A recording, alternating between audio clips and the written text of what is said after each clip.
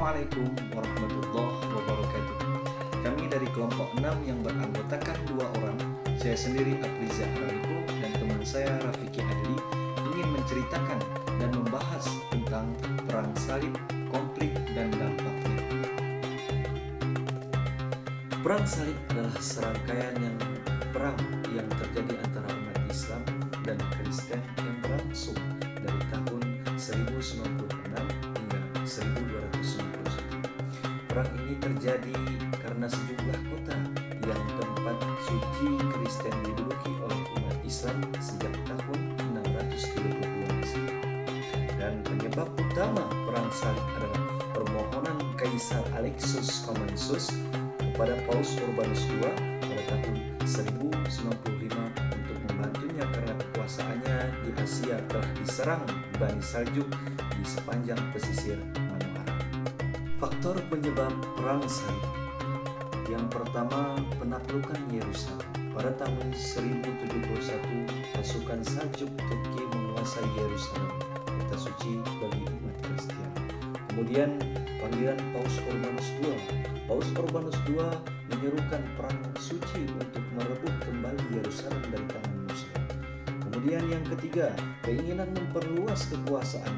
Banyak bangsawan Eropa termotivasi untuk memperluas pengaruh dan kekayaan mereka di Timur Tengah. Yang terakhir, rasa fanatisme agama. Ketegangan agama yang tinggi antara Kristen dan Islam memicu ada fanatisme dan kekerasan. Dan itulah penyebab terjadinya perang salib. Dampak perang salib terhadap Eropa. Peningkatan perdagangan. Dampak pertama, peningkatan perdagangan, kontak dengan Timur Tengah membuka jalur perdagangan baru dan memicu pertumbuhan ekonomi di Eropa. Kemudian perkembangan teknologi. Pertukaran budaya dengan dunia Muslim membawa teknologi baru ke Eropa seperti kompas dan arsitektur. Yang selanjutnya munculnya universitas. Kontak dengan dunia Muslim sesama dengan Kristen sehingga merangsang minat pada pengetahuan dan melahirkan banyak universitas di Eropa. Yang terakhir, meningkatnya ketegangan agama. Perang salib meningkatkan ketegangan agama antara Kristen dan Islam, memicu kekerasan dan diskriminasi. Sedikit saya menerangkan tentang penyebab dan periodisasi perang salib. Sebagaimana telah disebutkan, peristiwa penting dalam gerakan ekspansi yang dilakukan oleh Arslan adalah peristiwa Manzikat tahun 464 Hijriah ataupun 1071 Masehi. Tentara Al-Arslan yang hanya berkekuatan 15.000 prajurit dalam peristiwa ini berhasil mengalahkan tentara Romawi yang berjumlahkan 200.000 orang. Terdiri dari tentara Romawi, Rus, Al-Karaj, Al-Haz, Prancis, dan Armenia. Peristiwa besar ini menanamkan benih permusuhan dan kebencian orang-orang Kristen terhadap umat Islam yang kemudian mencetuskan perang salib.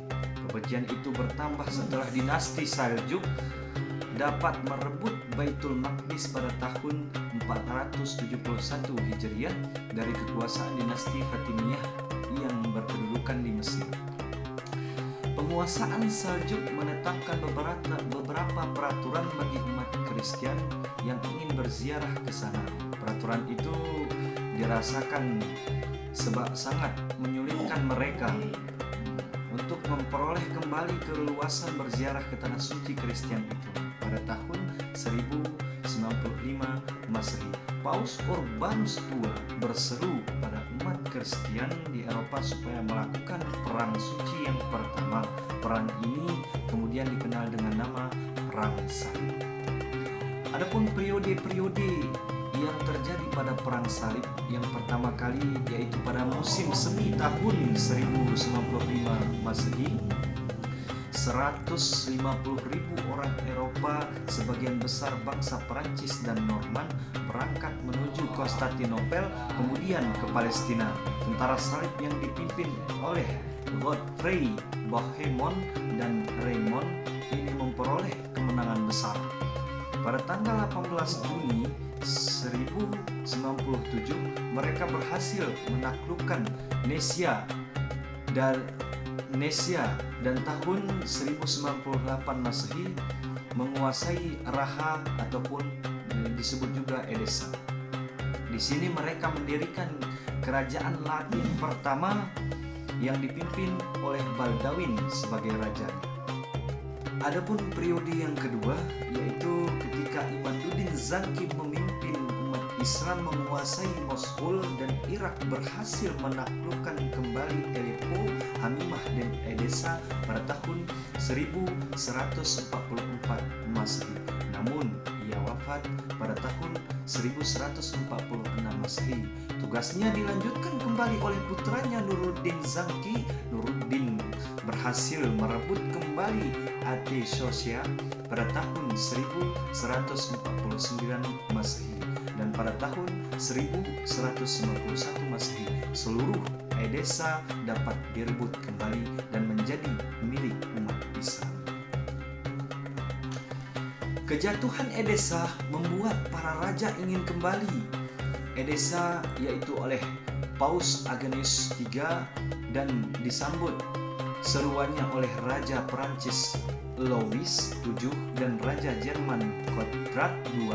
Akan tetapi gerakan mereka terhambat oleh Nuruddin Zangki, bahkan mereka tidak dapat memasuki Damaskus untuk menaklukkan kembali Edessa. Nuruddin Zangki wafat pada tahun 1174 dan digantikan oleh tentara yang sangat kuat, pintar, cerdik dan gagah, yaitu Salahuddin Al-Ayyub yang berhasil mendirikan dinasti Ayyubiyah di Mesir pada tahun 1175 Masehi.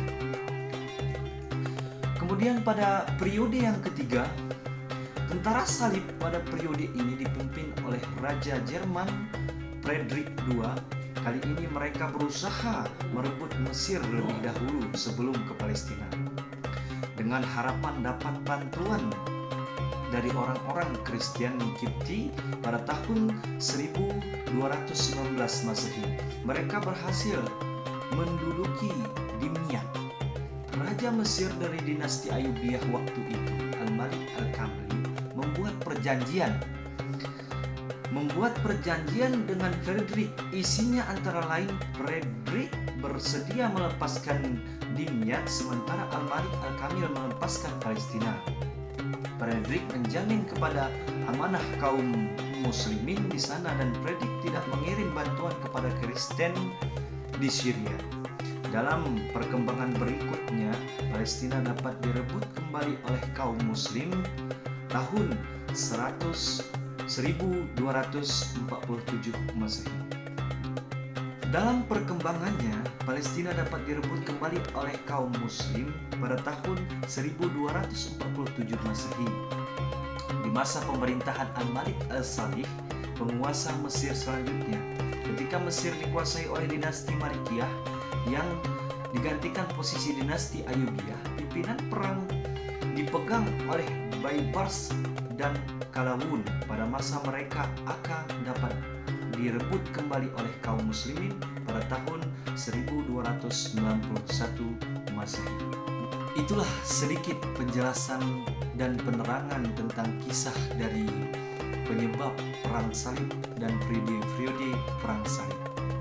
Dampak-dampak perang salib terhadap Timur Tengah yang kedua adalah peningkatan ketegangan agama. Perang salib memperburuk ketegangan agama antara Kristen dan Islam, memicu konflik dan permusuhan.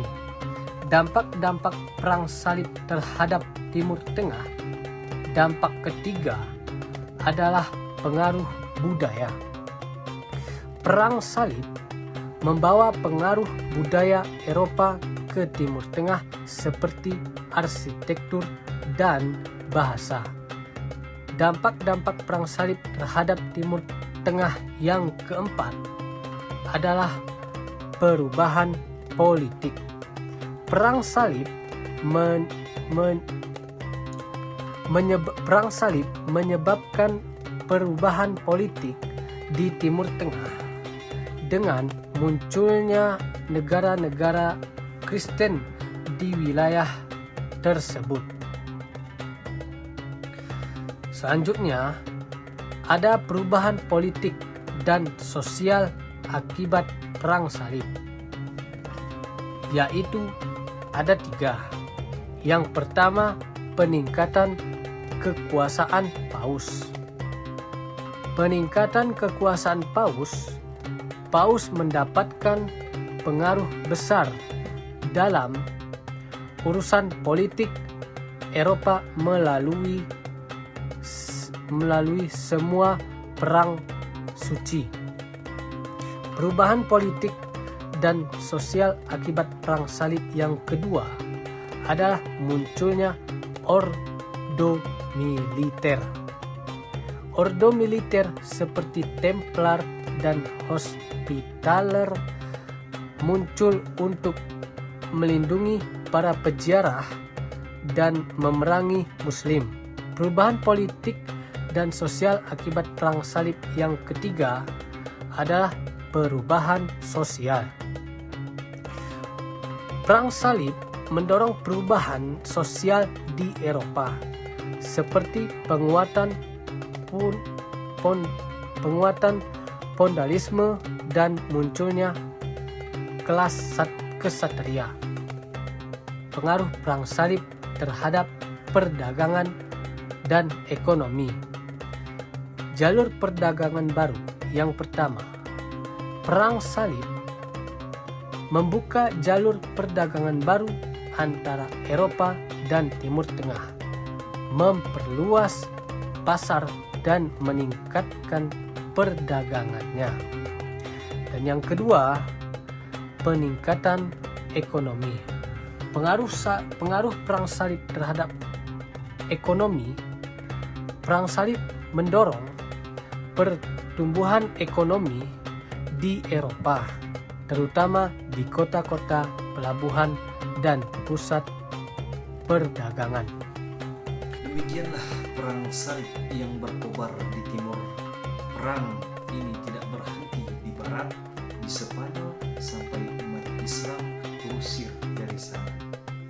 Walaupun umat Islam berhasil mempertahankan daerah-daerahnya dari tentara salib, namun kerugian yang mereka derita banyak sekali karena peperangan ini terjadi di wilayahnya.